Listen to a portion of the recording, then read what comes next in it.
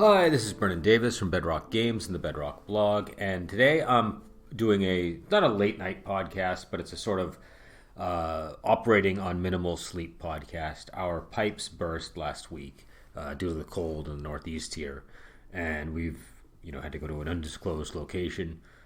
It's disrupted a few things, not the least of which is my sleeping pattern. So that's why I haven't done anything like this in a little while. And I just wanted to get on and talk about balance in Kung Fu techniques in Wandering Heroes of Ogre. This would apply to Righteous Blood Ruthless Blades as well, but that game is a little tighter in terms of balance, so I do want to distinguish here. But I think this advice might still be useful to people. Before I start, though, I just want to mention that the Lady 87 book, Sons of Lady 87, which is a wuxia sandbox sort of criminal underworld type setting adventure, that's available. You can go on to drive-through and get the PDF. You can go to the Studio 2 webpage and order the print. You can go to the Bedrock Games website and find all the information on it. I think it's a really great book. I hope people check it out. It's definitely I don't know. I think that this is a really good presentation of how I tend to run Wandering Heroes of Overgate. It is organized a little bit differently, and I hope that that doesn't throw people off. I organized it in the way that I usually structure my campaigns. My only worry is that might make things difficult for people, as we've traditionally organized the books with NPCs having their own sections and things like that. I tried to put everything kind of where it is in the setting. So hopefully that works for people. But go check it out. It is getting positive responses when I've heard from people. So today I want to talk about balance and Kung Fu techniques. This has to do with two things, both creating new techniques, but also it has to do with when characters put together combinations of techniques and use them in a particular way that is maybe making them more powerful than the GM would otherwise expect. Wandering Heroes of Overgate doesn't take a parity approach. It doesn't try to balance everything, and it very much leaves that up to the individual group. Part of the reason for that is it's just the nature of the type of game it is. It has a lot of powers, and my experience with games with a lot of powers is the more you try to rein them in, the less fun it can be, the less enjoyable. You kind of want some of that random element. Now, some of that is constrained by techniques belonging to different martial arts sects. It could be further constrained by randomizing acquisition of martial arts techniques. That has its own problems, but you could certainly do that. That's something that we did with Sartorius when we wanted to specifically create unbalanced spells. We made them all randomized, and that is a good way to sort of allow for those power spikes, but to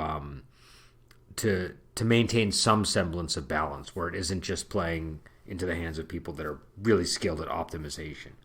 But Ogregate is a game where I built it with a number of player types in mind, one of which was an optimizer. It's not a game where I expect every campaign will do that. I don't expect most campaigns will do that. But I expect if you have a group of players who like to optimize, that they will enjoy this game. And I occasionally like to run games with players who are more on the optimization end. I also run the game with people who are more on the, for lack of a better term, the role play end of the spectrum, or who want something that's a little bit more roughly balanced overall. And so today what I'm talking about, though, is characters or Kung Fu techniques where that power spike is way up and where the balance is definitely not what people would typically expect. And so some caveats to get out of the way. Obviously, if balance issues are creating problems among the players, that's something that you have to deal with. And so this isn't this isn't an argument for just blatantly ignoring balance when it creates issues. If it creates issues, then that's why there are things in the game like the Bowden clause and those kinds of things, where there were things that we noticed and things that can be tweaked and improved and sort of bring things into line a little bit more. So even in one of my campaigns where I'm not necessarily so terribly worried about balance, I still have an eye towards it. I still keep an eye on where things are going. But again, this is not just like a ignore what your players are saying type of advice. This is very much dependent on what type of group you have and what type of game they enjoy playing. So this is all predicated on the premise that you have a group of players who like to play slightly overpowered characters, who enjoy powers that are slightly overpowered, and know how to make good strategic and tactical use of those things. You will find, I think, if you have a mixed group where you have, say, 2 players who are really great at that sort of thing and 2 or 3 players who are either not interested or not great at it, that's going to create issues. So this assumes that you have players who are all on the same page. And what I want to say about this is that if you have that, and if they're making characters that are super good, like say, this is an example, because on the GM side, this is where I think people usually have a degree of annoyance. You throw a Chi rank 5 character at a group of Chi rank 2 characters, and again, this is not always easy to do, but you can construct lower Chi rank characters so that they're able, even one-on-one, to contend with a higher rank opponent. And so let's say they do that, and that you throw that Chi rank 5 against a Chi rank 2 character. A Chi rank 2 character, because of the kung fu techniques that he's chosen, because of the tactics that he has planned on, especially as he sees the opponent's abilities, overcomes the Chi rank 5 guy. And let's say it's really quick. The Chi rank 5 character drops in a second. It's like 1 or 2 rounds and it's over.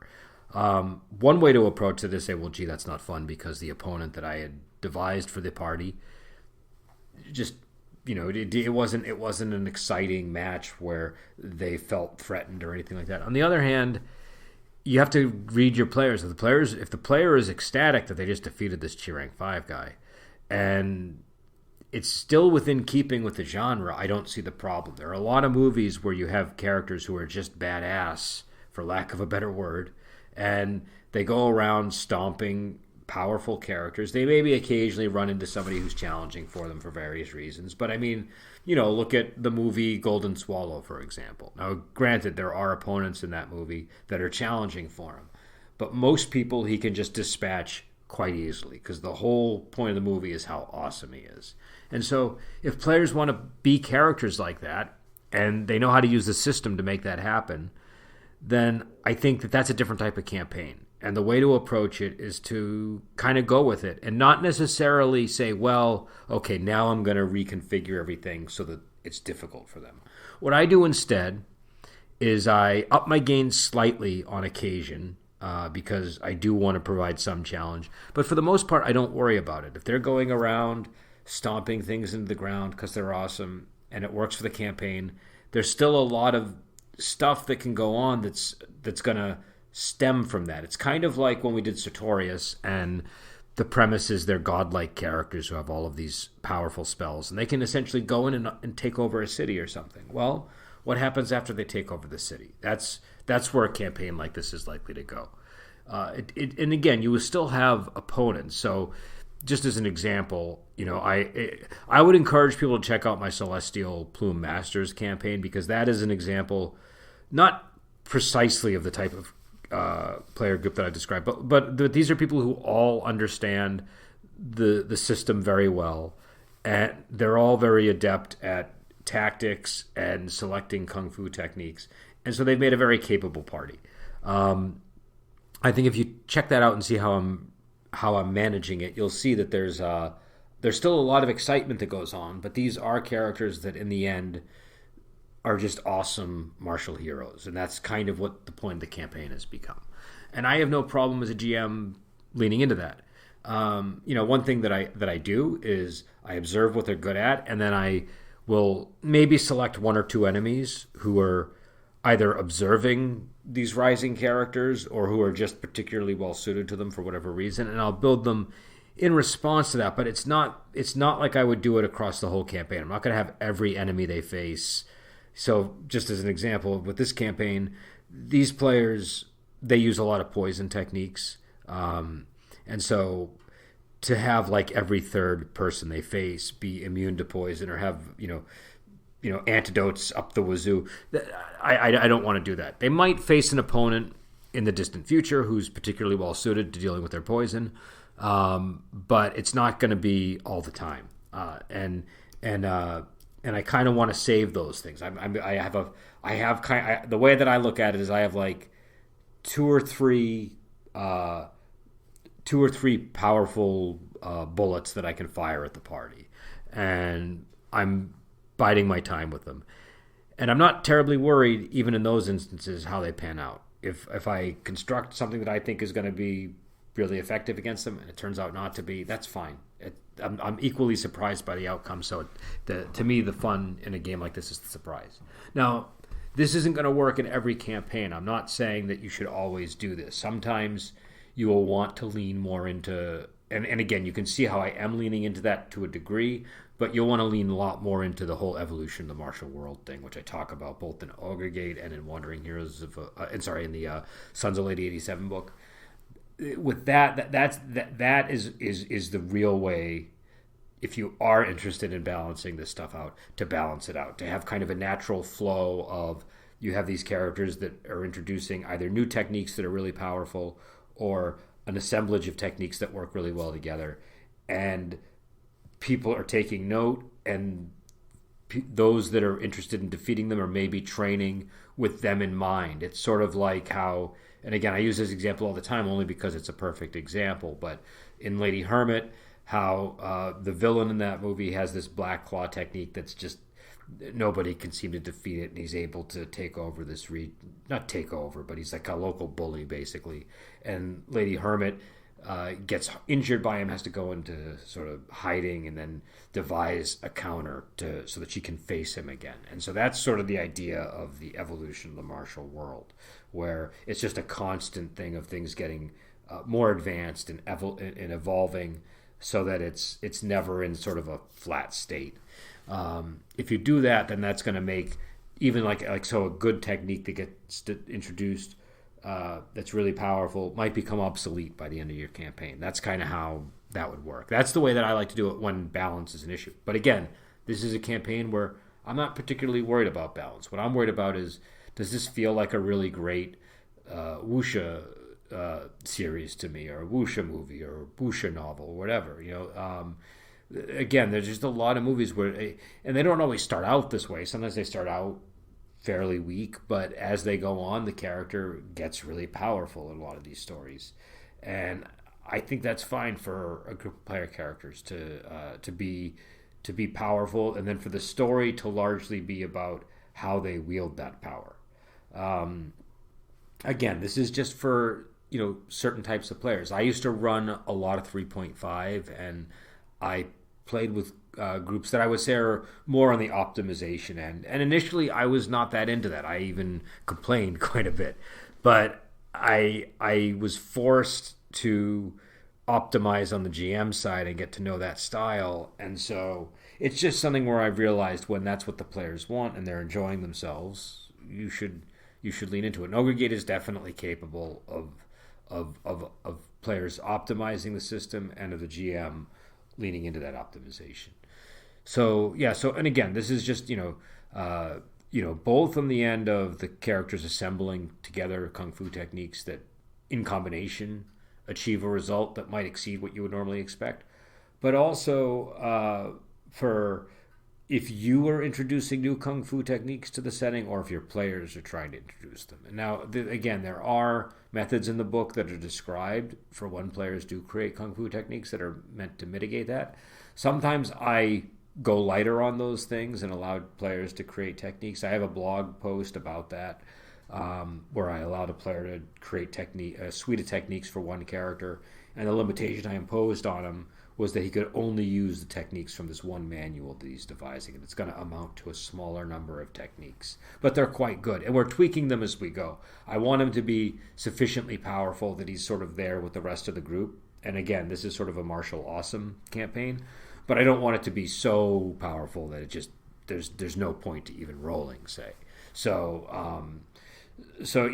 we've been tweaking things a little bit here and there as we go. But overall, I'm going light on trying to restrain the power level, because again, in this campaign, it's not really the point. So sometimes RPGs are power fantasy, and sometimes that's okay, especially when the fantasy becomes more complicated because of you know the various politics and factions involved and things like that. You can the players can have an easier time defeating their enemies and still have a tough time managing that success. So yeah, that's the basic point that I wanted to touch on today. It's just a short podcast. I think I covered all of my basic points, but I'll probably follow up with another one at some point, or especially people raise any questions. I did want to say, once again, check out my Celestial Plume Masters campaign on the Bedrock blog. This is just my session logs for my Friday game, where I'm currently running a new campaign in the Lady 87 book material.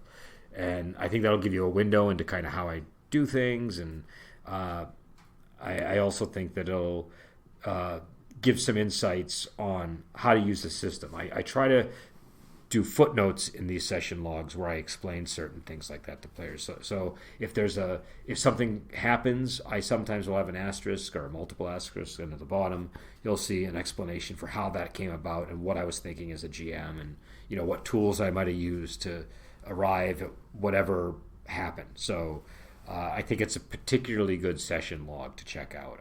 I need to make a sidebar with them so they're all put together. But for right now, since it's a fresh campaign log, I'm just kind of doing it on its own. And it's going to be a fairly short campaign. This won't be like the 80 session campaigns. This one's probably going to be closer to 20, I'm guessing, but it's going to depend. And again, I did have my pipes burst last week, so we missed a session. But we'll be back on next week, and there'll be another session log after that. So there's that. I also want to say, and I apologize if my voice is beginning to fail me, but I wanted to say I really appreciate all of the feedback that I've been getting from people, the reviews and the comments online. If you want to support what I'm doing, the best thing that you can do is a written review, either on a blog or on DriveThru or on Amazon. That drives so much interest in the games, and that really gets it just gets us into people's minds more. It's the main way that that Bedrock has a reach with anyone, and the same goes for the blog. If you like the blog, if you like anything that I posted, repost it, share it. It's really helpful. Blog traffic is always up and down depending on algorithms, so I'm always very dependent on reposts and things like that. So again, I'll be back on, and in the meantime, check out the session logs. And until next time, I will talk to you later.